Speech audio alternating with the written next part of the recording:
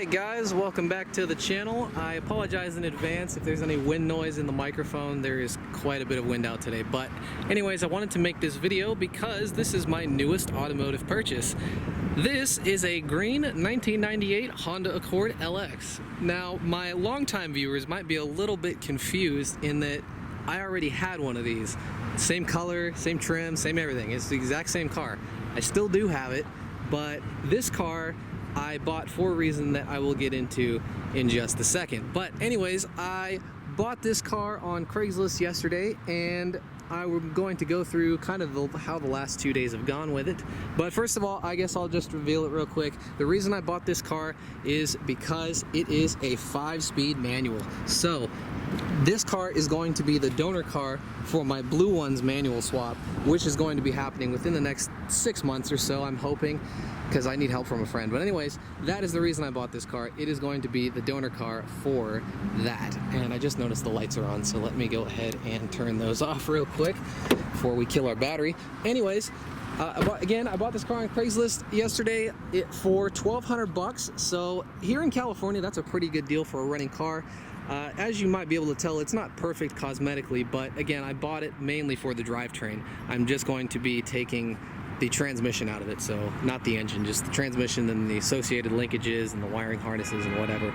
So I wasn't really too concerned with how it looks. Now, it does look quite a bit better now than it did 48 hours ago. I've been doing a lot of work on it the past couple of days because I have not had anything to do. But anyhow, bought it for $1,200. It had a check engine light on when I went to go look at it, and you know, the seller said that it was just an O2 sensor, and I forgot to bring my code reader with me, which is something that I should not have done. However, you can't really trust anything Craigslist sellers say, but I kind of just took my gut because when I went to go test drive it, it drove absolutely fine, and so I was willing to take a chance on it. And luckily, when I brought it home and scanned it, it was indeed just an O2 sensor. Now, it also had a code for a VTEC malfunction, but a lot of the times on these, the reason for that is it just runs too low on oil, and the VTEC solenoid can't operate. So anyhow, I went ahead and bought a new O2 sensor and replaced it, and the codes have not came back. And so all of the monitors have completed too, which is great, and there's no pending codes, so I know I fixed the problem. The problem is I ran into another issue with it shortly after that. I went to go test drive it to go ahead and run the emissions monitors and whatnot so I can go smog it on Monday, which is tomorrow. And it started overheating. And now I was driving the car for a couple hours prior to this, earlier in the day, in 90-degree weather. It's super hot here in California right now. And so I was driving it around for 2 or 3 hours, no problem. Luckily, I was about a mile from my house when it started overheating, so it was perfect. Well, not perfect, but you know what I mean. Anyways, I popped the hood, I looked at the coolant tank, and it was completely empty. Now, it's kind of bad on me. I should have went ahead and checked all the fluid levels before I started driving it as soon as I got it home, but you know, it is what it is. I had only had the car for a few hours at that point. Anyhow, I limped it home. I actually coasted it in neutral all the way home because luckily I had my OBD scanner plugged into it at the time, and so I was able to look at the coolant temp, and I noticed the coolant temp was at 265 degrees, and I did not want a chance, you know, driving it anymore because I didn't want to blow a head gasket or damage the engine or anything. So anyways, I coasted it all the way back into my driveway, and I popped the hood and started looking for leaks. Now, again, the reservoir was completely empty, so that was my first hint that there may be a leak. And I also popped the radiator cap later, and that thing was also, it didn't have any coolant in it. And so I started looking around. Eventually, I did find a leak, and it was on one of the heater hoses. And I will put some pictures up of this while I'm talking about it. But anyways, I found a leak in one of the heater hoses, and luckily it had enough slack in it that I was able to just cut the end off and stick it back on, and that solved that. So I was crossing my fingers that that was the only leak, and so far it seems to be fine.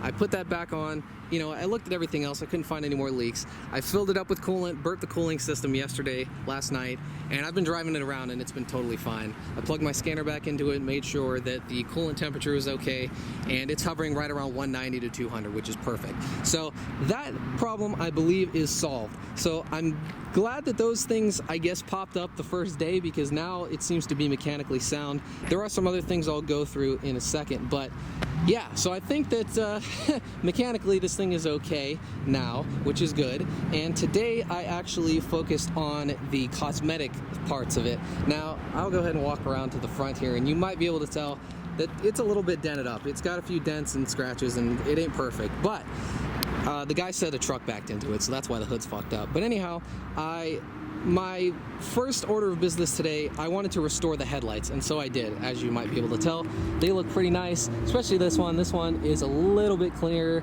than that one, suggesting it might have been replaced at one point. But anyhow, the headlights were really yellowed, and I wanted to take care of that. So I bought a cheap 3M kit and spent, I don't know, an hour sanding down the headlights and applying a coating, and now they look pretty great. These, I think, are actually a little bit cleaner than on my blue 98 Accord, which is kind of funny given the rest of the condition of the car. But anyways, other than that, I did the headlights, and I also changed the oil today, just because it overheated and I didn't want cooked engine oil in there. But anyhow, aside from that, I also worked on the interior because the owner said that he just kind of used it as his, commuter car. He said that it had been in his family the whole time, and so he was only the second owner, which is perfect. But anyways, he said basically that he just used the car as a daily driver, never really cleaned it, and he hauled bicycles around in the back seat, so it was a little bit dirty. It is far better now. I went ahead and bought a can of upholstery cleaner, and again, I went to town on it today. I scrubbed the crap out of all 4 seats, and now they look pretty decent. Of course, it's not as clean as my other one. My mom took very good care of my other 98 Accord. But anyways, it's good enough for now. I went ahead and vacuumed it out, wiped down the dashboard, cleaned all the windows, etc. And now it actually looks somewhat presentable. So, again, given that it was not in very good cosmetic condition, I'm pretty happy with the way it's come out. I went ahead and washed the outside, of course, and now it doesn't look too bad. It does have quite a bit of oxidation on the outside. You can see that the complete top of the trunk clear coat has peeled off, so we're down to the base coat here, and it's starting to do that on the roof too, which, I mean, my mom's did the same thing. These 90s Hondas really do not have good paint.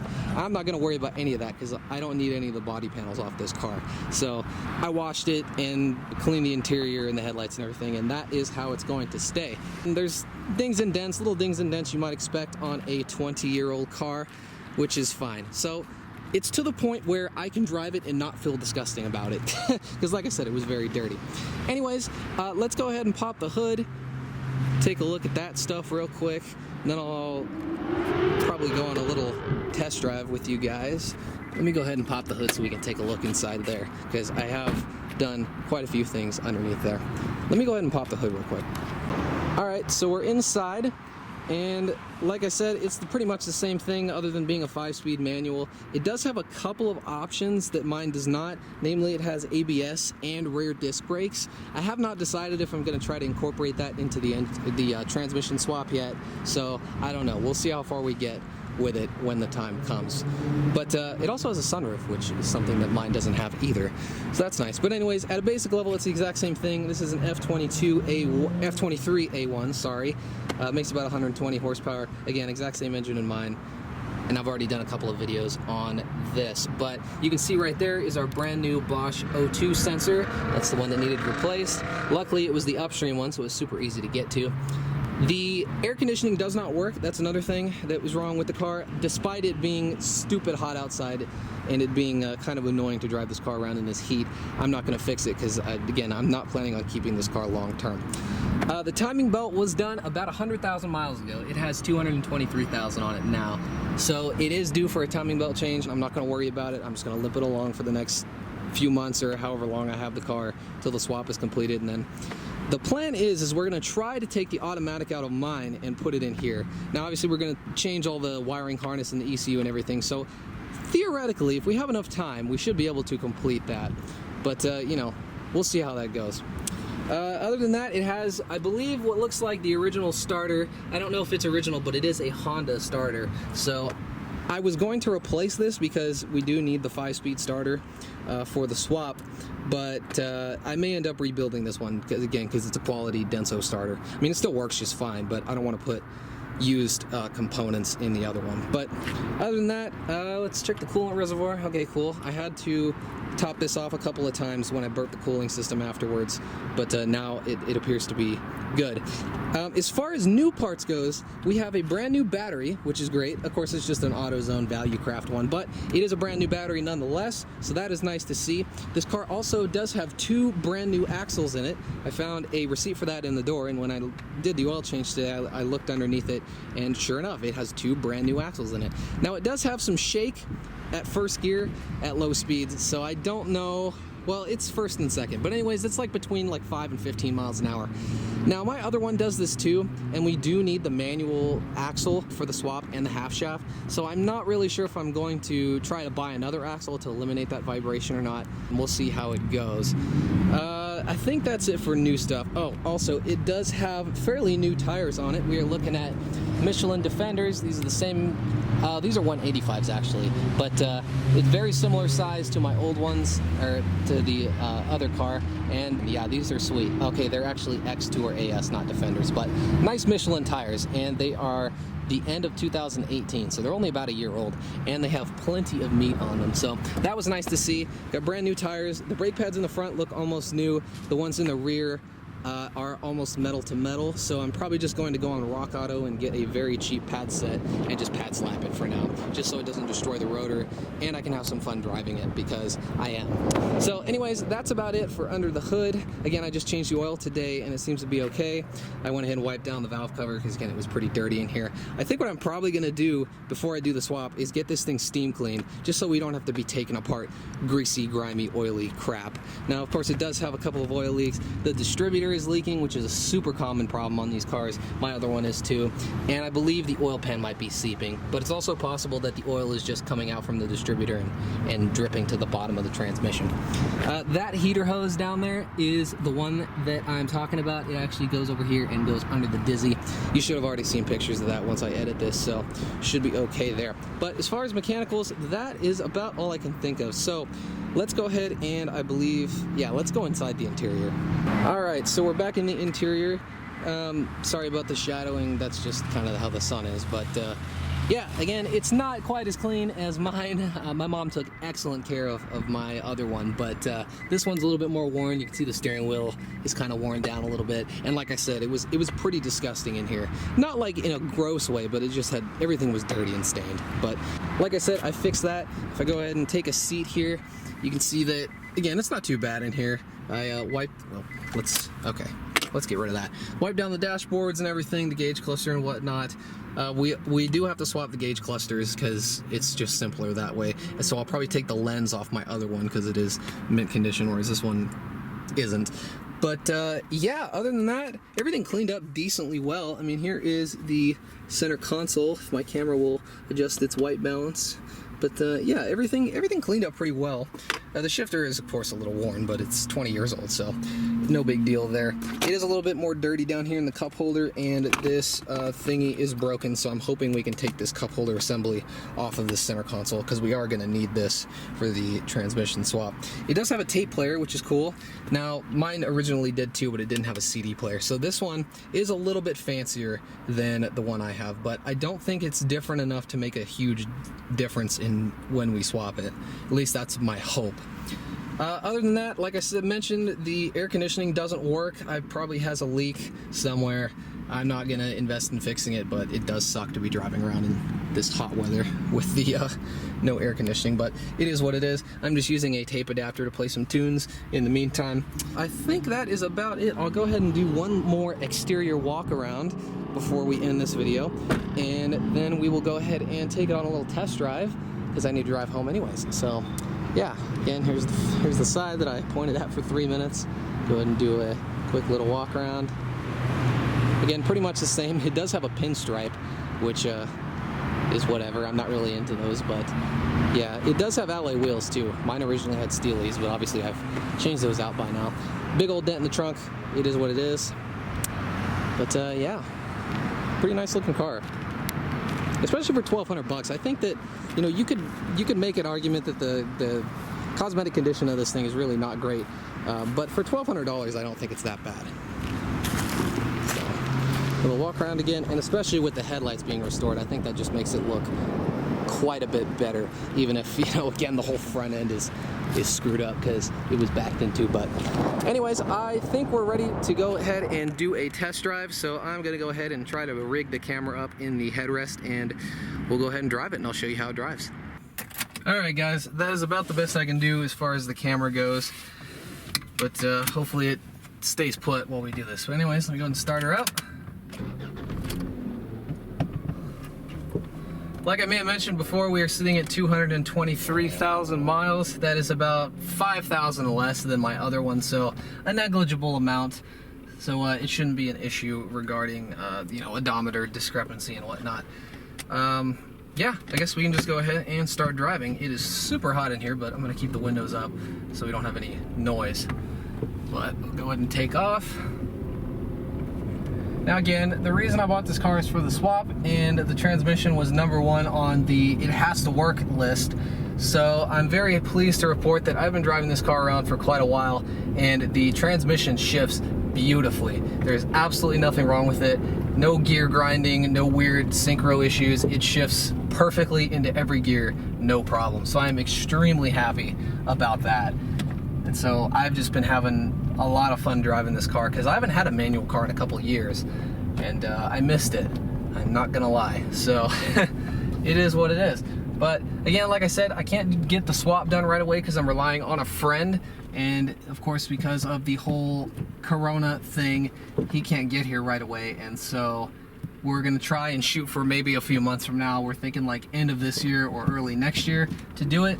And I also need a bunch of space to do it because we need to pull 2 cars apart. But yeah. Go ahead and turn onto the street here. We'll do some shifting, and I think that's gonna about sum it up for this video.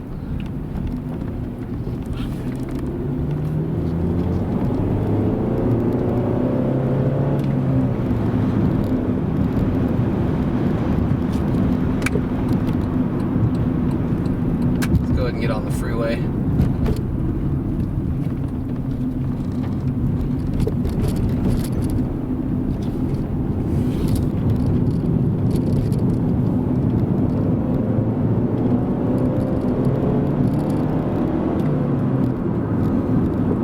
So you can see it runs beautifully, which is awesome. Again, now that the O2 sensor has been replaced. And I think that VTEC code was, again, just because it ran low on oil. Because that's actually how I got my last one. The check engine light came on and my mom was done with it. But anyways, neither of those codes have come back, and all of the emissions monitors have ran. So that's perfect. We can go ahead and get this thing smogged tomorrow so I can register it in my name, and everything should be good.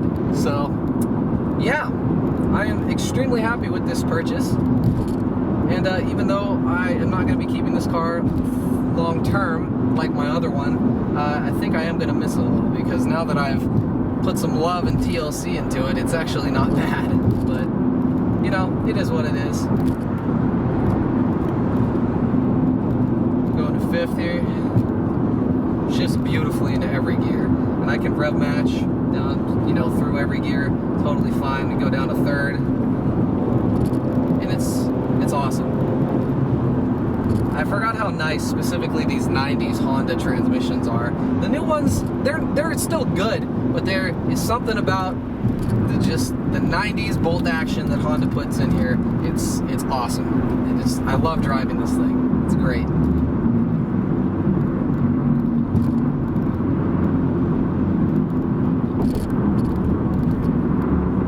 Anyway, guys, I'm just kind of cruising on the highway at this point. I suppose I can do one more pull here because we are going onto another freeway here to show you that it can and will accelerate.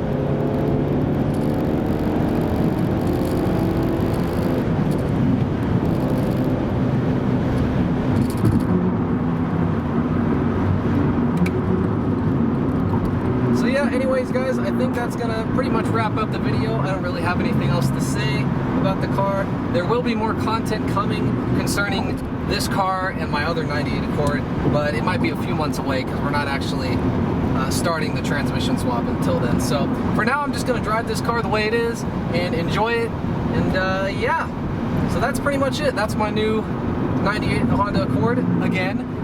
And I will see you guys in the next video.